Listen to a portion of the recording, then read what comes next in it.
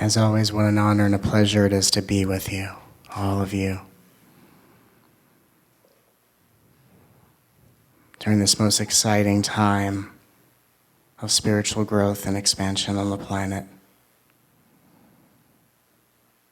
What an honor to bear witness to the radiance and beauty that is blossoming within you, and to live in complete and absolute devotion for the liberation of your being. See? See? I'm just saying. And for those of you that this is the first time here, often what I provide is called a transmission of presence. And what that means is as I speak, when I speak, not just in this setting, but when I speak at all, everything I say is intuitively based, meaning I'm hearing what you're hearing as I'm speaking it. In the beginning, I used to call myself a channel many years ago, but a channel is someone who moves their ego out of the way to bring through the insight. But what happens when the ego that you move aside disappears? And then you are what you're transmitting. And that's what this is. And in this living transmission, what I'm speaking of, what I'm saying, is pointing to a deeper reality that's already within you. And instead of having to think about what I'm saying, what you feel in your body is the experience of what the energy in the words is already awakening within you. So it's a multi-sensory experience where all you have to do is not worry about what I'm saying. I mean, the words are going to be, though there is something to the words, of course, but feel the words. Feel the words. Let the words be a roadmap that leads you back to the home you've never left. Let the words disarm your defenses. Let the words return you to your natural state of eternal silence. Let the words I speak and that within you that hears be recognized to be one in the same. And all you have to do is feel. Because if something is of deep truth, it will feel relieving and relaxing. If something is not of the deepest truth, it will feel tense and can create a sense of fear.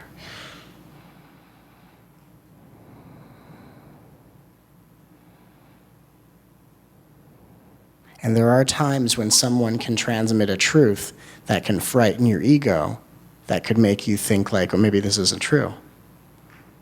But the mastery of transmission is to bring the highest wisdom through the most loving expression, so that you are as held and loved and supported, cherished, and honored as you are guided across the threshold into a brand new paradigm of existence.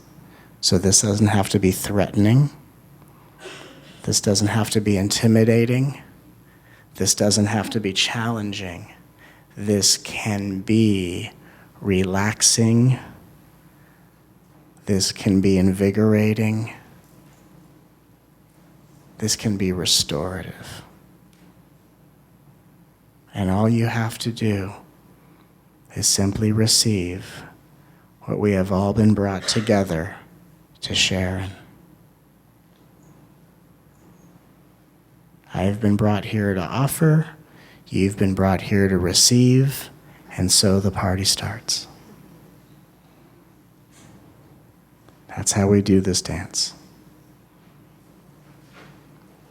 In a little bit of time, we'll have time for questions and answers. In the meantime, I would just ask you to consider what I want to share with you tonight. Just consider. Because tonight I want to talk to you about a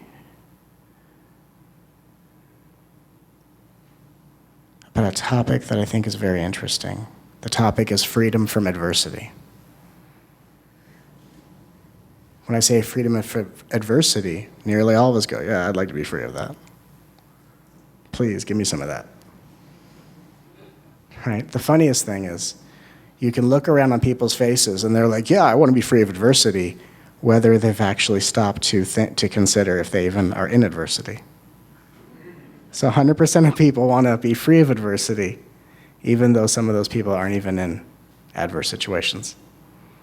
So whether we are in adversity or just don't like the idea of adversity or just hope to minimize whatever adversity might be up ahead, we all kind of want to be free of it. We all want to be free of it. In order to be free of adversity, we must talk about what adversity is. That seems logical, right? This will be like me telling you a bedtime story. Just let me tell you a little story. Let's contemplate adversity. Because we all want to be free of it, but not everyone knows what it is.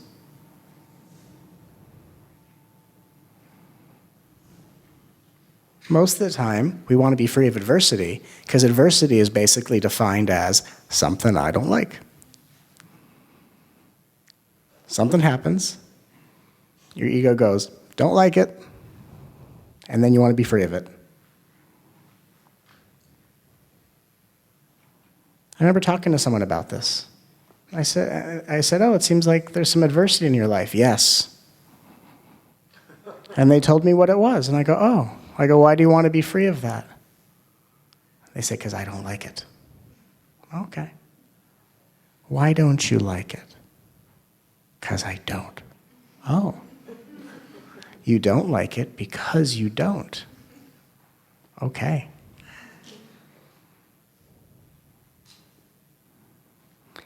And what's interesting about adversity is most of the time, that's as much thought as we give it. I don't like it because I don't. Alrighty. Okay. So what is the nature of this, I don't like it because I don't? There's got to be more to it than that. And in fact, there is. When you go to the movies, you watch characters on a screen go through a series of experiences that are going to take the development of their character from one position to the next with an arc, a storyline arc, where the character starts at one point and ends up at a different point. And we sit there and watch in amusement and entertainment at the calamity of how these characters get into circumstances of adversity, which then creates the exciting experience of how are they going to get out of it. And we go to movies and we sit with our eyes glued to the screen, just letting the story tell the tale. And then we leave the theater not willing to live our lives that exact same way. When we watch movies, we know it's okay that the character is in adversity because this is just going to set up a second act and a third act, and that just means like greater things are going to come their way, and this is going to make it more exciting for me to watch. In fact, the more adversity, the more exciting it is to watch it. But then you come out of the theater, and life apparently has different rules, doesn't it? The minute something goes the way you don't want it to go, I don't like it because I don't. When you watch a movie, you understand the fact that everything that happens to the character is only there to evolve the character into higher aspects of itself. And in our life, we often forget that everything that comes our way is only to evolve us into higher spectrums of consciousness and to motivate greater energetic expansion.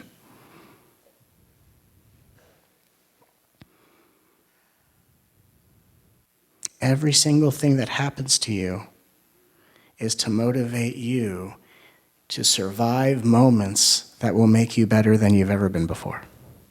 Movies show you that, right? You don't need a spiritual teacher telling you that. That's obvious. Movies show you that. So let's define adversity. Adversity can be defined as unexpected change. Unexpected change. And when unexpected change or adversity comes into your life, the response an ego has, and when I say ego, I mean the belief that you are the character in the film and not the observer who witnesses from the theater. Because when you're in a theater, you're sitting in a chair and the screen is like 20, 30, 40 feet away from you. And so there's distance. So you want to go and follow the characters because you see how far away you are. But in this theater, the seat in the theater is also the seat inside the main character. So it's easy to get so close that you actually think you're the character playing out these experiences of unavoidable, unexpected change, forgetting that you're actually watching this from within the body of the character. When you remember that, you know that everything is here for your own growth and evolution. When you forget it, unexpected change is interpreted as stress. You look around your life for anything to change it, all based on a premise of, I don't like it because I don't. Which is fine.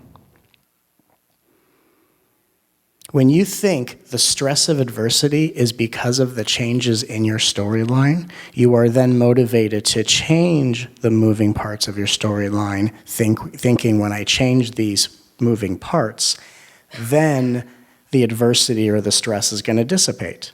And after a certain period of time of changing so much of your life, there's only so many careers you can have, there's only so many partners you can have, there's only so many places you can live in the world.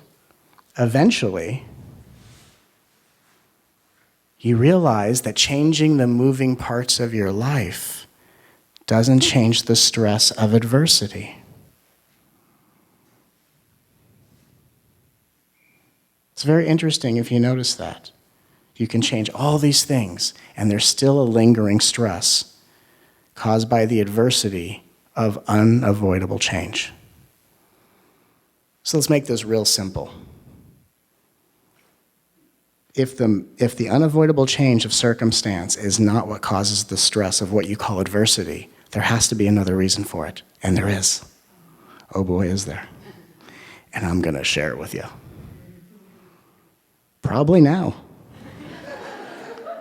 I might take a breath, but I'll get to it. Someone's at home watching this on YouTube. When's he going to just get to it? When's he going to teach me how to change things that I don't like because I don't like it?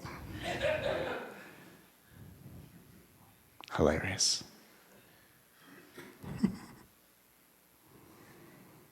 The circumstances of your life is not what causes the stress of adversity. Adversity is unexpected change, but I will tell you straight out, Spirituality 101 in the fifth dimension, unexpected change does not cause stress in your body. You have to know this. And that might feel like that makes sense, but if you really stop, it's such a central thing to behold. There's a very big myth that unexpected change causes stress. For example, when we talk to one another in public, how are you doing? Right? I am great. Which usually means the things that are feeding me are the same. Or the things that are changing are feeding and amplifying my personality or my ego into greater heights of whatever. Things are going my way. If there's unexpected change, then it usually becomes, oh God, I'm not doing so good. And then here comes the adversity meter. And we talk about all the things we're trying to change or all the things we can't change. Spirituality 101 in the fifth dimension. Unexpected change does not cause stress in your body.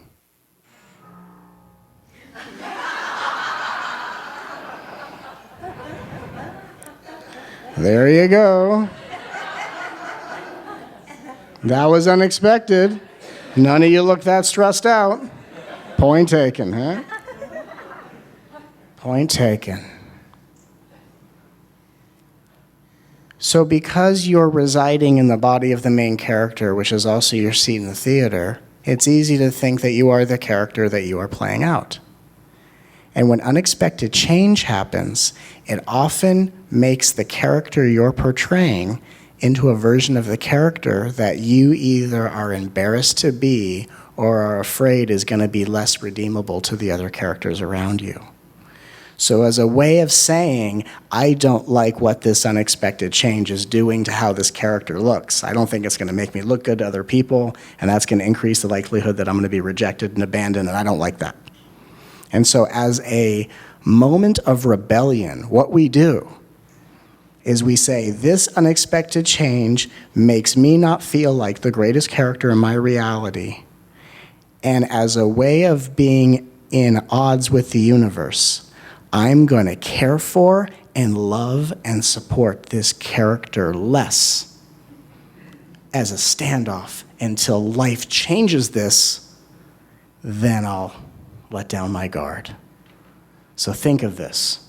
When adversity comes into your life, your resistance towards not knowing the benefit of it is caring and loving for this character less, because the belief in the ego is, if I love the character during adversity, it might make it stick around longer. The truth is, when you love the character in adversity, you help them through that adversity faster. So it's opposite. So spirituality 101 in fifth dimension. Unexpected change does not cause stress in your body. Your inability to love the character in the story who's facing unavoidable change, to love and care for them during this moment of unavoidable change, is what causes the unavoidable change to be perceived as a threat. Does that make sense? Nothing will threaten you if you're willing to love yourself through change. So basically, threat says, I am threatened by the change outside of me because I'm not here supporting myself through life. I'm only willing to love myself when life goes my way, and if life doesn't go my way, get me the hell away from this person. And it's called being at odds with yourself. And when you're at odds with yourself, you act out the least desirable qualities in consciousness. You blame other people for your experiences. You project judgments onto others in between rounds of despising your circumstances. It's called being stuck. And the classic belief when you're stuck is, I'll be stuck until someone changes my life. And until they do, look out. Because I'm out for blood. Life's not going my way. Someone's going to pay for it. Not that we've ever experienced that. Maybe, maybe someone you know, I don't know. Unexpected change does not cause stress in your body. Your inability or unwillingness to love yourself more when unexpected change comes knocking in your door. The fact that you are not a fully present participant in loving and adoring yourself unconditionally is what causes things to threaten you. When you love and support yourself, you become the safest person for you to be around. When you're the safest person for you to be around, nothing, and I mean nothing, can threaten you. Because the idea that someone else can do something to you is because you're not safe with yourself. The focus is always that person, this situation, because you're not the safety. And in the fifth dimension, what we learn is unavoidable change is a catalyst to help you let go of your attachments, to help lighten the load so you can survive this moment with far less than you came in with. It's a massive moment of instantaneous transformation, and it's not something you expected or were probably looking for. And think about someone who goes through this quick of a transformation doesn't deserve less love. They deserve more love, more compassion, more care than ever before. If you have a child and that child is adjusting to a new school, to new friends, to living in a new state, you would hold that child in your arms as often as they wanted to and to love and adore them through their adjustment. But why don't we treat ourselves the same way? We have been brought to the planet with the ability to co-create and bring children into families so that we can learn to treat the children in a way that teaches us how to treat our own hearts when we're not around our children. And if you don't have children in your life, then just become a parent to your heart. And let's get over the third dimensional epidemic of I'm nice to myself and I'm relaxed in my body when life goes my way. And if any little thing happens to me and some little thing comes and just starts to shift the foundation of my safety, I'm the first one I abandon. And when you are the first one you abandon, you will have needs, wants, and desires that you'll walk around this world looking to cast the right character who will promise to give you those things. And they will fail you each time. They will fail you by lying to you and lying to themselves, by promising to be the one to give you the things because they hope if they can deliver those things, you'll finally give to them what they refuse to give to themselves. So it's a mutual lie. And as we all try to pretend to be who we're not, to help other people feel better so that they can give us what we refuse to give to ourselves, we're all going at this backwards. The reality is we need to learn that when adversity is present, we don't change the adversity. Now there are circumstances that we do. If we're in a situation that threatens our livelihood, that's putting us at danger, that's something different. But what I'm talking about is a compulsive desire that the moment life turns up the heat, you want to check out and start changing and going somewhere else. Eventually, you'll recognize the pattern. And you'll realize you're not running from adversity, you're running from the opportunity to love yourself. And you're running towards someone who's going to promise to love you only to give you back your power through moments of disappointment. That's how people give us back our power. They disappoint the living shit out of us. Disappointment says, hey, thanks for the power you gave me.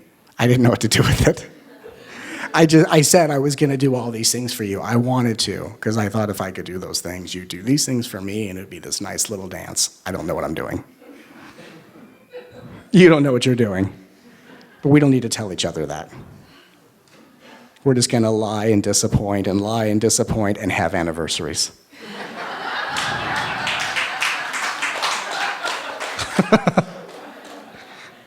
Until we die. Until we die. Until we die. That sounds lovely. We're going to lie and disappoint and have anniversaries until we die. It's so romantic. So romantic. And we laugh because we know the truth of it. And the truth of it is you want a partner who's going to be there with you through thick and thin. And you don't realize that you're living in the skin of that partner looking for someone else. You've been waiting for an angel to walk with you, to carry you across a threshold, and the Lord sent you that angel, but that angel is waiting for another angel. You're that angel, waiting for another angel to come rescue you, while you, the angel, pretend you're someone in need of an angel. And that's a silly game that only angels can play.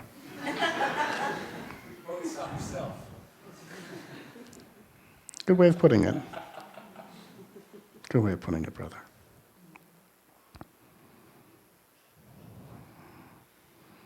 The classic condition of an angel who's being initiated into the Angel Academy, which is what our journey of earth is about, is angels pretend to be people waiting for angels.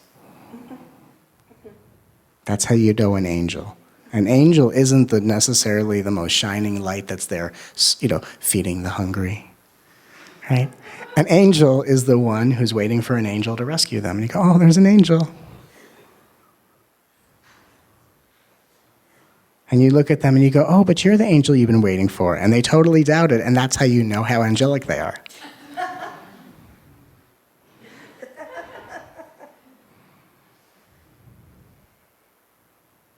That's like the classic angel answer.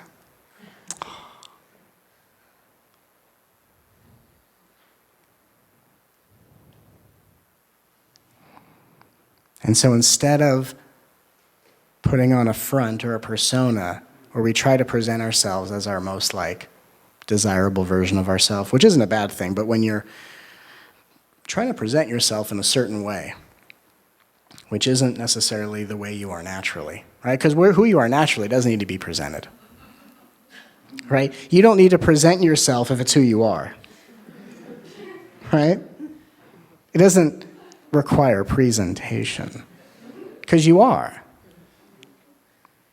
right? So when you present yourself, it's because you're trying to be desirable to someone else, hoping that your presentation entices them enough to get them to be for you what you've refused to be in your own life. And because you've refused to be it in your own life, what are the odds that you're going to be able to do it for them?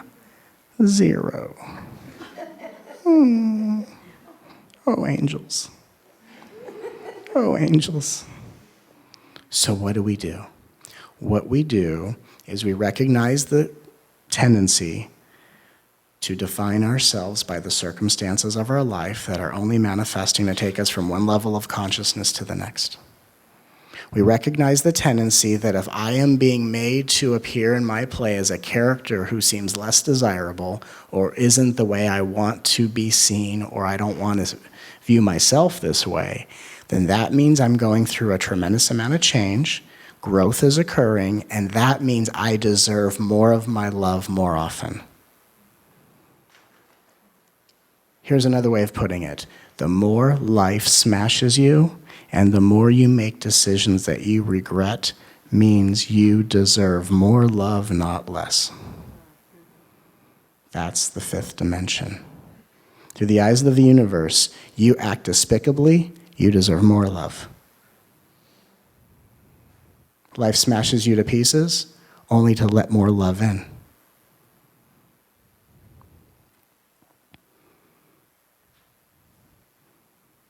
In a societal setting, no one in their right mind wants their heart broken. But if you know how much more love you'll be able to let in once it's smashed to pieces, you might be a little more open to it. And you don't have to try to have your heart smashed. Life knows what it's doing.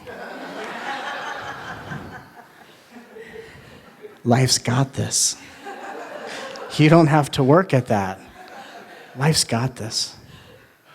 Life knows how to smash it apart.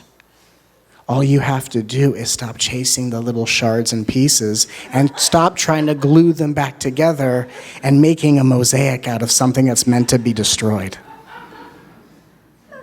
Once your heart is broken, that's when you find your heart. You don't find your heart until it's broken open. And it's either broken open through inspiration or shattered to pieces through deception and disappointment. Welcome to Earth. This is how we do it. This is how we do it here. And when adversity comes your way, and you do not feel like you're supported by life, you do not know what's up ahead, you've been put in a position of confusion, frustration, loneliness, right? That's because the experiences of frustration, loneliness, boredom, isolation are all feelings in your body of what it feels like when ego is being unraveled out of your field. And that's when you deserve the most amount of love, not the least amount of love. The subconscious tendency is, I'm not in a position to be seen by others because I'm going to appear less desirable to them. And so I am going to abandon myself because I only want to be with myself when I'm the most desirable. And I'm not going to say that's wrong. I'm just going to ask you a question. When has that worked? When has not being with yourself when you're less desirable made you more desirable? When has someone ever said, my God, you're so desirable, what's your secret? Well, when adversity strikes and I'm the least desirable, I ignore myself. I shun myself until I become desirable. That's how I do it. Doesn't work.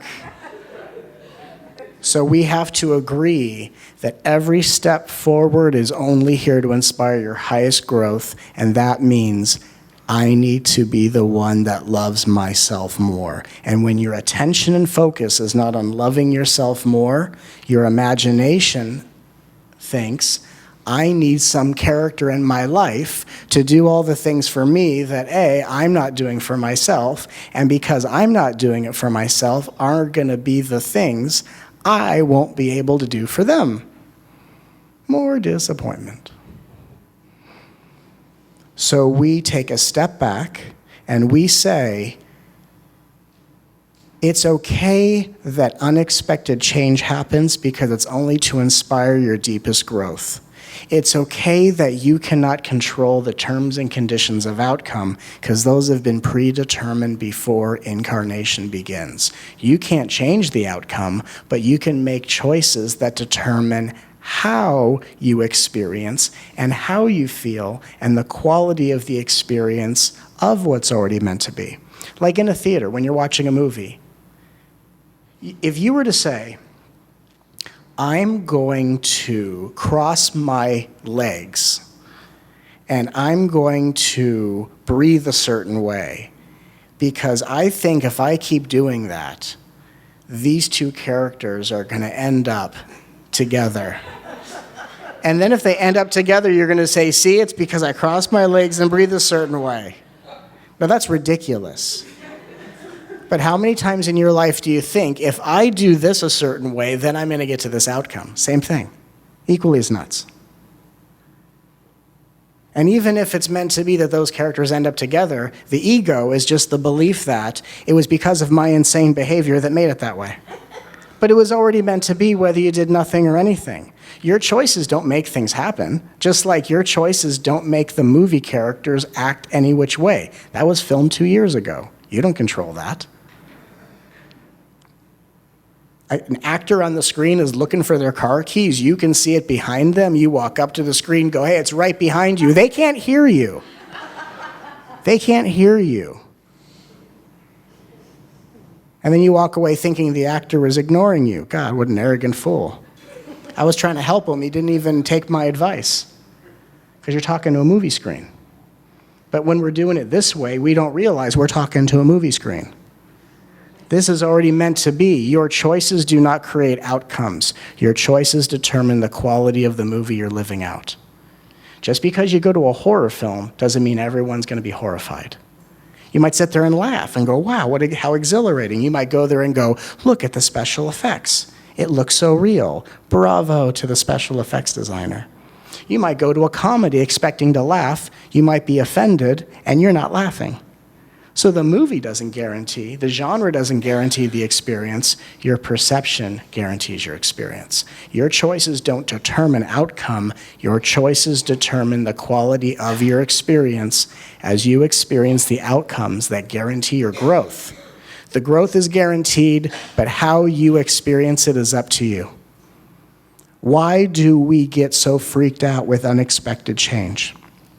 Why do we blame ourselves and shun ourselves and not love ourselves? Because we think we're in control of outcomes. And then when something adverse comes as an outcome, we blame ourselves because we think we're doing it.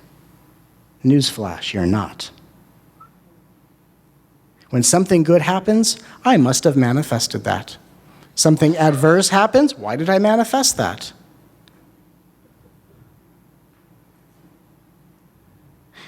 There is something to manifestation that in a future time I'll probably go into, and in other videos I've talked about this.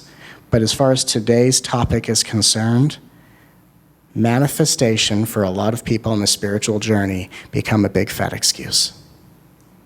When things go my way, I manifested it. Look at me. Something doesn't go your way, why did I manifest that? I think my chakras are broken. For real, my chakras are broken, y'all. Seriously, look what just happened. My chakras are all broken. Someone unplugged my chakras? We laugh because we understand that excuse.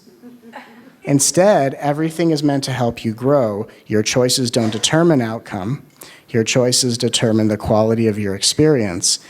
And when you are the one loving yourself more at every turn, and letting the harshness of life soften your approach with yourself, that's when unexpected change does not trigger stress, and that's when you are free from adversity. You're not free from change. You're free from allowing change to throw you out of alignment with your highest wisdom. And you're free from needing or free from experiencing unexpected change to pull you out of your heart, where only your innocence begs and pleads for your own loving attention. And when your innocence begs and pleads for your own innocent attention and doesn't get it, what does it do? It either seeks it from others or lashes out at others. That's the human condition. That's the third dimensional human condition, not the fifth dimension, third dimensional. So the remedy to adversity is the things that inspire change isn't my problem. My problem is how little I love myself when change arises. The name of the game of fifth dimensional spirituality is anything that's worth its weight in the fifth dimension is a teaching that will inspire you to treat yourself or others the way you would speak to a 5-year-old in pain. And if it's not the way you would talk to a 5-year-old in pain, get it the hell out of your life. If you wouldn't approach a 5-year-old in pain and say, you should really drop that story. You wouldn't say that to a child, so don't ever say that to yourself or anyone else on this planet. Don't ever say that. If you wouldn't say it to a 5-year-old in pain, it's of no use to you. If a 5-year-old in pain, if you wouldn't say to a 5-year-old in pain, now honey, why did you manifest that? You wouldn't say it to a 5-year-old, get it the hell out of your reality. If you wouldn't look a 5-year-old who's in pain and tears and shaking like a leaf and say, maybe this is some karma from a past life. When you were a bad person. You're a sweet little kid now, but boy, were you an evil one before. And this is God paying you back. You wouldn't say it to a 5-year-old in pain, don't say it to yourself or anyone else. See, this is how we are in the fifth dimension. How would you speak to a 5-year-old in pain? Treat yourself like that. That's freedom from adversity. Because adversity is not the things that happen, it's how you respond and speak to yourself in response to what happens. Does that make sense? And when, life does what life does, nothing you do is going to make it harder for you. Like, that's a superstition. Like, if I think this, life's going to be harder on me because I'm thinking this. Life's not dumb. God's not an idiot. Like, if you have a thought, that's not going to cause doomsday. I got to tell you, we've all had outrageous thoughts. Children think there are monsters in their closets. We don't have monsters in closets, so if thoughts create reality, why don't we have a monster epidemic in suburban America? Children believe every day there's a monster. They're willing it. They're believing it. Now their body is responding what it would be like if there was a monster. So their body's responding of this is what it would be like if there was a monster. But it's only their experience. It's not like a child could think it deep enough and out of the closet, here we come a monster. And God goes, well, if you didn't want a monster, you should have not had those thoughts. God's not dumb. It doesn't matter what you think. It matters what you say to yourself. It matters what you say to yourself when life falls apart. Because true character is not just how you act when life's going your way. True character is revealed the moment you don't get your way.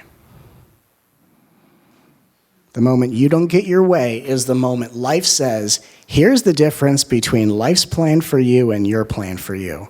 And the classic scenario is if you surrender to life's plan, in the very beginning it might seem like you're not getting your way, but if you hold tight, you're going to wind up getting more than you could have ever imagined for yourself, because life knows what life is doing. And the only people that don't think that life knows what it's doing are those that are not loving themselves through unexpected change. So don't prepare for change. Don't anticipate change. Just love the one who either hates it, is afraid of it, or doesn't know what to do when life stops working your way.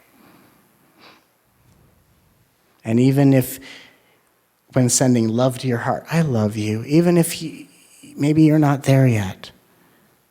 Love the one who doesn't know how to do that. Love the one who's afraid to do that. Love the one who's embarrassed to do that. Yeah, I could do that, but... Or love the one who thinks understanding self-love is the same thing as practicing self-love. Some people go, I understand what he's saying about self-love, as if that's a replacement for self-love. That's like saying to a 5-year-old child, again, analogy, I understand that you want love. And because I understand that you want love, that should be enough for you. We laugh because that sounds ridiculous, but we do it to ourselves. We understand, oh yeah, self-love is very important, Matt. Yeah, self-love, that's Matt guy. All about love. This Matt guy is all about love, but this Matt guy wants you to be about love.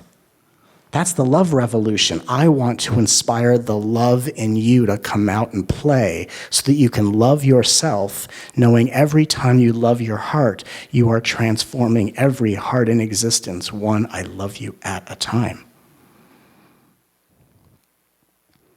To be the I love you guy in a world of people that still hide from loving themselves isn't the mission. The mission is to teach and inspire you to love your own heart the way I always will. And whether you're ready to love your own heart or not, I will love your heart until the end of time, until you join in.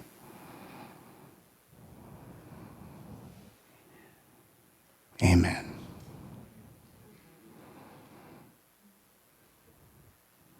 When things go your way, I love you. When things don't go your way, I love you. When people deceive you, I love you. When people disappoint you, I love you. When you're miles away from liberation, I love you. If you think you've attained liberation, I love you. If you think there's no self here to love, I love you. If you ask yourself, who's the one saying I love you? I love you. Oh, by the way, would you say that to a 5-year-old child who's crying in pain? Oh, who is the one in pain? No, you wouldn't. Drop that crap.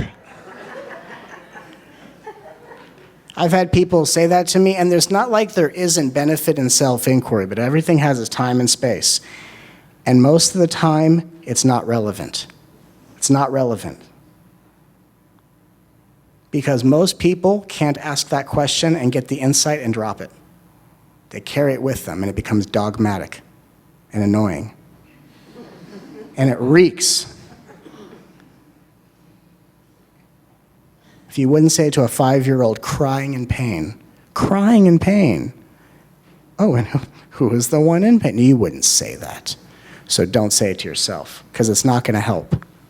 What's going to help is I love you. And just to be technical, the I is love is love, you is love. So it's love, loving, love. There you go. I love you. Right?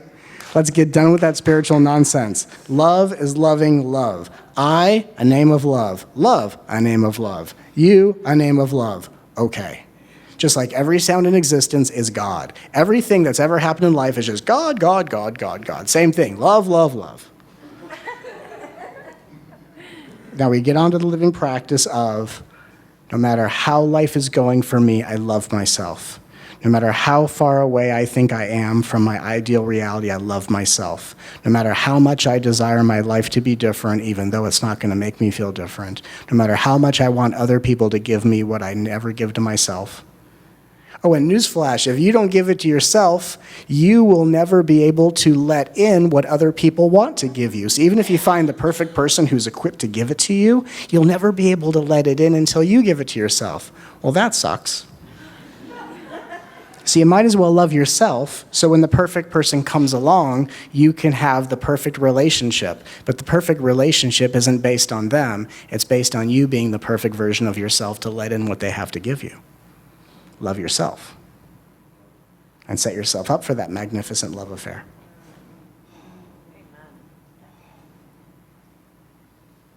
Freedom from adversity is when your focus is on loving yourself instead of being on the lookout for a better series of circumstances. That's sometimes what we do, like watchdogs, like binoculars, looking, right? Looking, waiting for that boat to come and rescue you from that island of disappointment. Instead, forget it. Just love yourself. And the fear is if I stop looking for the rescue, it might not come for me. But you've been looking for the rescue for years and it hasn't come from you. So I would stop doing the thing that hasn't worked, bring about the very results you already have. We fear if we stop looking for the better circumstance, it's going to pass us by. But looking for it hasn't brought it to us. So the very thing you're afraid that's going to happen if you stop is already happening right now. So just love yourself. If you're not in your most exciting circumstance, if you're not living your dream come true reality, if you're not living your life purpose, whatever that means, if you're not the brightest shining light in your opinion, which is hilarious, we're all angels, but we're all not the brightest light only in our opinion. Isn't that hilarious? I'm not shining brightly. According to who? Me. What? Me. Only to you are you not shining brightly. And then someone goes, God, you're shining brightly. Oh, I don't believe that. What is going on? Are we on drugs? And the answer is yes. We're on a drug called ego. And it's okay. It's okay to be an ego. Because if you want to relinquish your attachment to ego, it has to be okay that you have one. Trying to get away from ego, trying to transcend ego, the belief you have transcended ego in a very conceptual way, is how you create an attachment to ego, right? Only ego is offended by someone thinking you're in an ego. That's how you tell if someone's an ego. Hey, I think you're in your ego. What? How dare you? How dare you? Let me give you a list of the spiritual things I've completed. How dare you call me an ego? Do you know who I am, says ego? I'm far more important. How dare you, sir? How dare you, sir? Ma'am. It's okay. It's okay that you have thoughts. Because when you have thoughts, it's just your beautiful, innocent mind that says, like a child, I'm only saying this silly stuff to get your attention because I want your loving attention. I'm so afraid to ask for love because I'm afraid I'll be ridiculed, rejected, or abandoned. So I want your attention. I'm afraid to ask for love. So all I can do is say really argumentative things to demand your attention without asking for the love I don't think I'm worth. We go, oh, I love you. It tries to be your helper. You should do this. I love you. It tries to pretend to be your life coach. This is a message from the universe. I love you. When this is noisy, I love you. When this is congested, I love you. When this is acting all crazy, I love you. Because through this heart blesses all of this. To love this can bless where your focus is, but to love this blesses everything simultaneously. So your heart is the center of the universe. Through the heart that you love, all things are transformed. And whatever gets your attention, to a puppy nipping at your toes, to the noise of your mind demanding your attention by saying silly things, because it knows what will get your attention. to your body responding in stress to unexpected change and tragedy. I love you. I love you. And one I love you at a time, you will be freed from adversity, which is not to mean change won't occur in your life. It means you will no longer judge things as being good versus adverse. And out of nowhere, something will happen that people around you will watch and go, oh my God, how are you doing with that? And you might just smile and say, how lucky am I? I guess it's time for me to change and grow again. You're not upset? No. If I was, I would just love myself through it. I don't need to try to be not okay with things. I don't need to try to accept things. Because even if I didn't accept things, I would love the one who doesn't accept. So to try to accept, let's check our math. If you were in the presence of a child who was crying in pain, hey, you should try to accept that. Would you say that? Probably not. Hey, you should accept that. What? They're not going to know what the hell you're talking about. A child crying, hysterical. You should accept what is. You wouldn't say that. So why say it to yourself? Not, because here's the thing, accepting what is doesn't require you. Because the fact that it's happening means life has already accepted what is. Accepting what is means I don't have to accept what's happened, it's already happened. I don't have to like what's happening, it's already happening. Whether I like it or not doesn't really matter. Accepting what is means, well, that just happened. Well, that just happened. That just happened all over the place.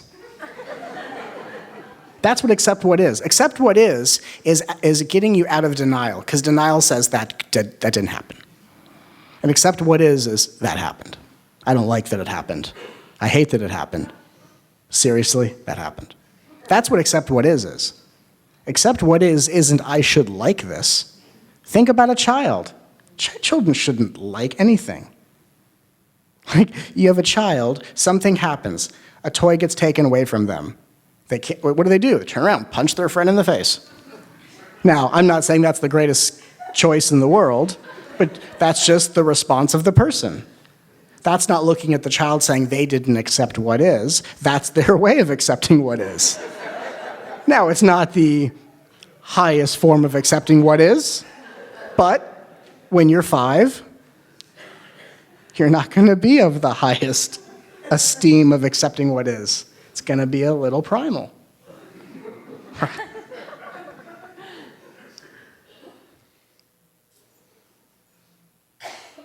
So love the one who doesn't know how to accept what is. And of course you don't know how to accept what is because that's not your responsibility. Have you ever been in a situation, I'm trying to accept what is? That's not acceptance at all. That's busy work. Right? If you want to accept what is, just accept how you feel about it. Oh, this totally just happened. I hate it. There you go. That's accept what is. This just happened in my life. All of a sudden, I hate everything. Okay.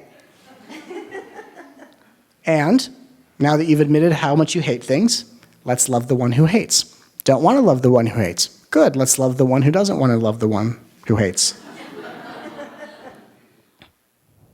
I don't want to. Good. Let's just rest in not wanting to. And let that one have a right to be present. And just letting that one be present is how that one is loved.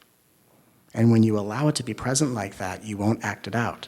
What makes you act it out is denying it the right to exist. No, I shouldn't feel that way. I have to practice accepting what is. Come on. Is that what this is really all about? There is accepting what is, but it's not spiritual busy work.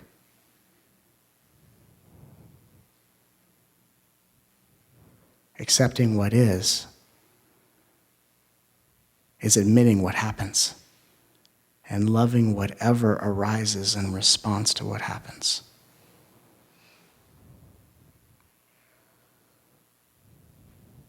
Even if you could accept what is in the way the teaching suggests sometimes, then you walk around with that gold badge.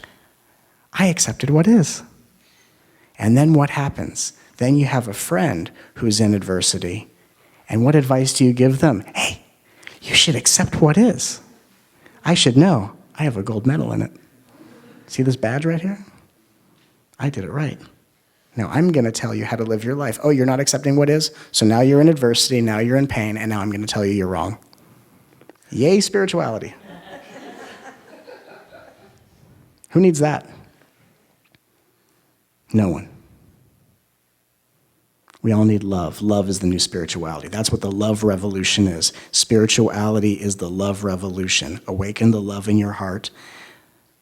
Love yourself the way no one else has loved you. Transform the fabric of reality for the well-being of all, one I love you at a time.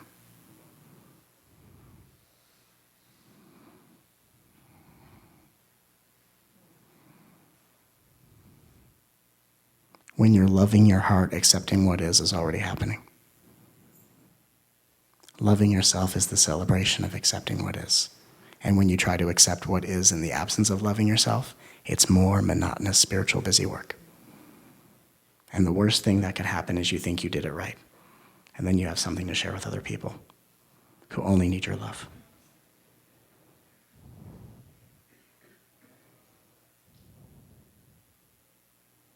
I remember once I was talking to someone on an airplane. And at that point, I was just some random person to them. They didn't know anything about me. I didn't know anything about them. And I said, how's your day? And they looked at me, and they said, you know, sometimes life just sucks. And I looked at them, and I said, you know, sometimes it does. And I asked, does your life suck right now? I said, yeah. I said, I'm sorry to hear that. I love you. What? I said, I'm sorry to hear that. I love you.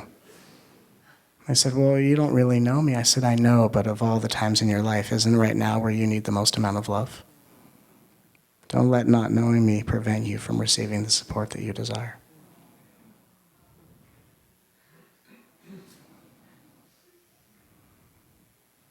That's the love revolution, and that's the new spirituality of this fifth dimensional earth plane.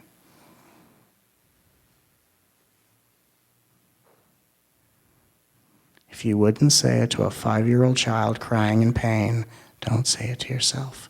That's the new rule of thumb. There's nothing wrong with spiritual teachings. They all have their time and place. The problem is how we apply them. The problem is how we interpret them.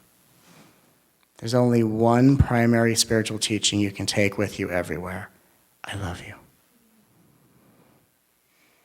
The measurement of an awake being is not how many realizations they've had, how many insights they've gathered, how less of themselves is present, which is all fine.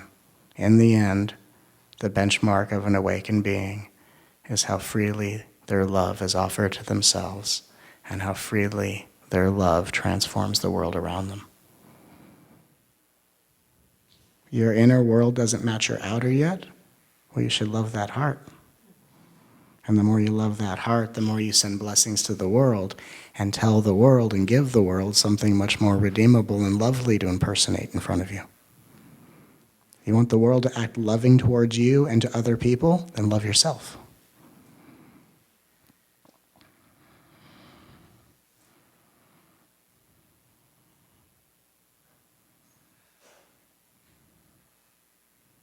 Because when you love your own heart, all the awakening, all the realizations, all the activations, all the this, the that's, enlightenment, and even the stages beyond enlightenment come to you without requiring you to chase after it.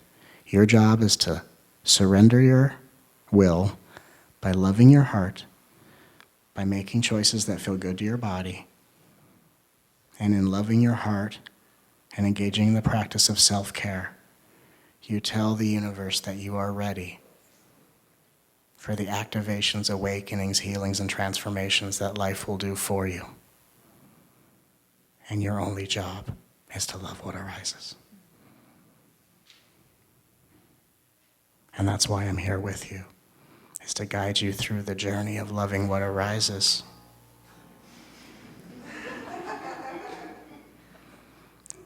And by the way, it's not a journey that starts and ends with, oh yeah, I know how to love my heart, that's it.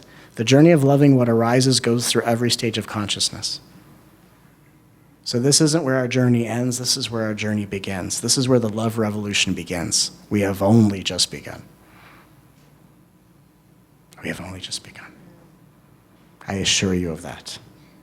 There is so much more to this, but if we wish to be free of adversity, then we must surrender to love. And talk to ourselves and talk to each other like we would hurt, vulnerable little children in the most honorable and beautiful way.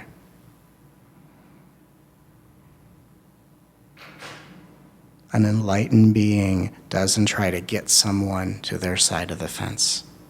An enlightened being goes to someone else's side of the fence and just is the most peaceful, relaxed, loving expression on their side of the fence.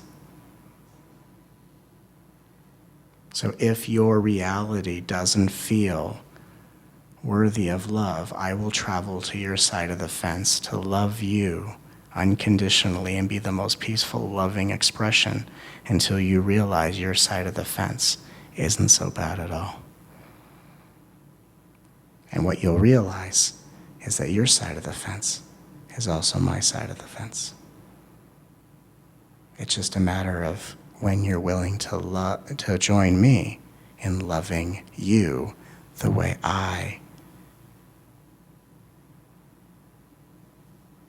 already am.